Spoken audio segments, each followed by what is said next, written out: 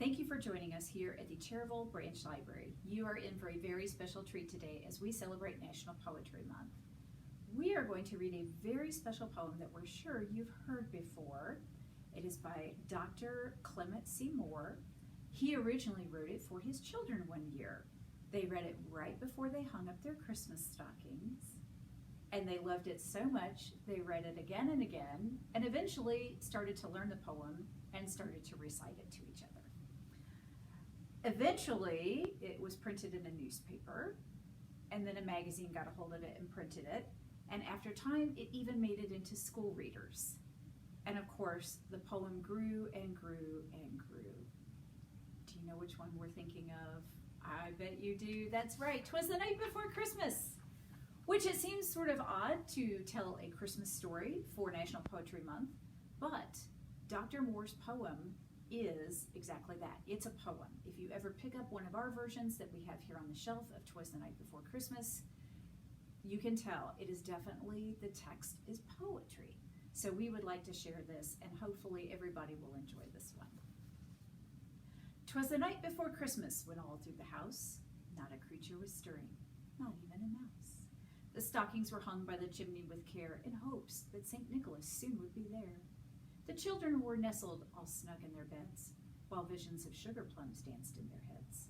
And Mama in her kerchief, and I in my cap, had just settled our brains for a long winter's nap. When out on the lawn there arose such a clatter, I sprang from the bed to see what was the matter.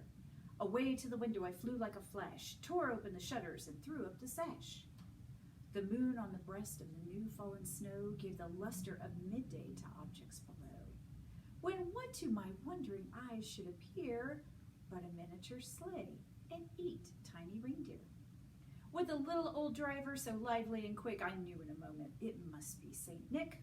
More rapid than eagles his coursers they came, and he whistled and shouted and called them by name.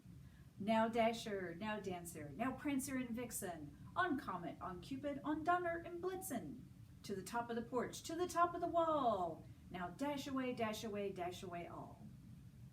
As dry leaves that before the wild hurricane fly, when they meet with an obstacle, mount to the sky, so up to the housetop the coursers they flew, with the sleigh full of toys, and St. Nicholas too.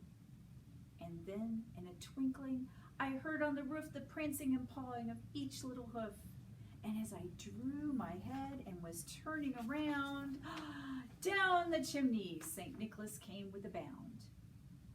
He was dressed all in fur from his head to his foot, and his clothes were all tarnished with ashes and soot. A bundle of toys he'd flung on his back, and he looked like a peddler just opening his pack. His eyes, how they twinkled, his dimples, how merry!